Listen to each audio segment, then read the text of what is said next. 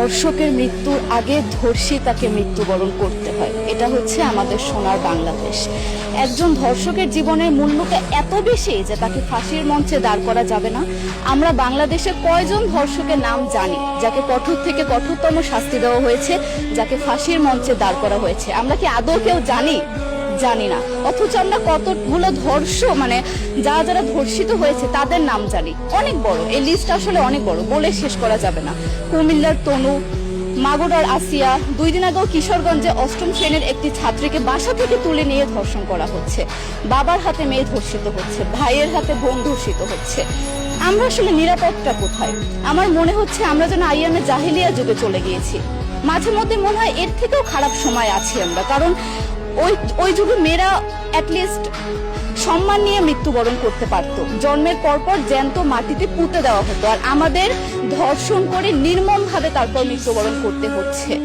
যদি সরকার আমাদের ওই নিরাপত্তা নাই দিতে পারে, তাহলে সরকারের কাছে আমাদের অনুরোধ, আমাদের জ্যান্ত মাটিতে পুঁতে দেখ। আমরা বেঁচে থাকতে চাই না, আমরা সম্মান নিয়ে মৃত্যুবরণ করতে চাই।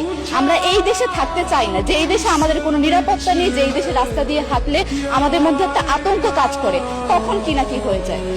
আইন উপদেষ্টা বললেন যে ধর্ষকের নাকি ফাঁসি দেওয়া সম্ভব হবে না, তাহলে নাকি নিরীহ মানুষকেও মাঝে মধ্যে ফাঁসির ব্যবস্থা করা, মিথ্যা মামলায় ফাঁসিয়ে দিয়ে ফাঁসির ব্যবস্থা করা হতে পারে। আইন উপদেষ্টার কাছে আমার প্রশ্ন, আল্লাহ না করুক আজকে যদি আপনার কাছের কেউ, আপনার বোন অথবা আপনার স্ত্রী অথবা আপনার মেয়ের সাথে যদি এরকম কোনো কিছু হতো, আপনি কি আসলে এটা বলতে পারতেন যে না, ধর্ষককে ফাঁসি দেওয়া যাবে না? কোনোদিনও পারতেন না। আপনি সবার আগে তার ফাঁসির ব্যবস্থা করতেন, সম্ভব হলে নিজের হাতে মেরে ফেলতেন। তাহলে আমাদের বেলায় কেন এত বৈষম্য? আমরা কি দোষ করেছি?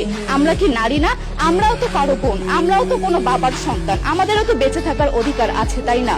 কিছু হলে মেয়েদের পোশাকের দোষ দেওয়া হয়। আমার কাছে প্রশ্ন, একটা 8 বছরের শিশুর মধ্যে এরকম কি থাকতে পারে যেটা একটা পুরুষকে অ্যাট্রাক্ট করবে, যেটা একটা পুরুষকে সিডিউস করবে?